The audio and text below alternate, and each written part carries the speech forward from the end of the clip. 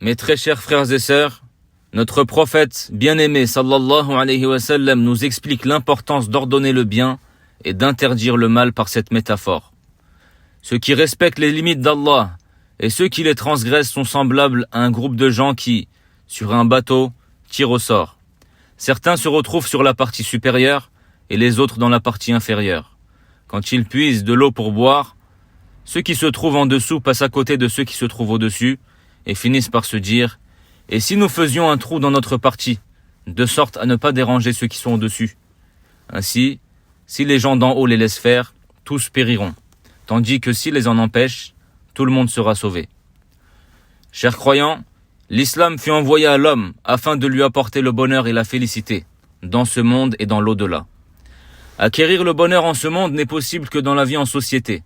En effet, dans le hadith que je viens de lire, le prophète sallallahu alayhi wa sallam nous montre que les individus d'une société sont semblables aux passagers d'un même navire. Les agissements des uns peuvent influencer la vie des autres, jusqu'à même provoquer leur perte. C'est pourquoi il est inconcevable pour le musulman d'être indifférent face aux nombreux problèmes qui touchent notre société. C'est dans cette perspective qu'il faut comprendre ce verset. Vous êtes la meilleure communauté qui n'ait jamais été donnée comme exemple aux hommes. En effet, vous recommandez le bien, vous interdisez le mal et vous croyez en Dieu. En d'autres termes, Dieu définit la particularité et la supériorité de notre communauté au seul fait que nous ordonnions le bien et que nous interdisions le mal.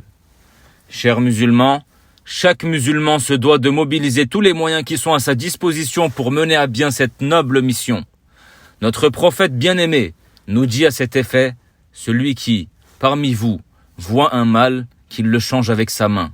S'il ne peut pas, alors qu'il intervienne avec sa langue, et s'il ne peut pas, alors qu'il le réprouve avec son cœur, et ceci constitue le plus bas degré de la foi.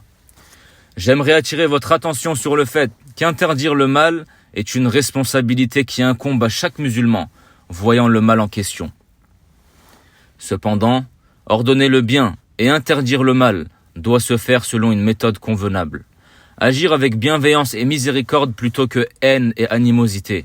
Vouloir faciliter plutôt que rendre difficile fait partie de la sunna de notre prophète sallallahu alayhi wa sallam. Dieu ne dit-il pas dans le Saint-Coran, en interpellant le prophète sallallahu alayhi wa sallam, c'est par la miséricorde de la part d'Allah que tu as été si doux envers eux.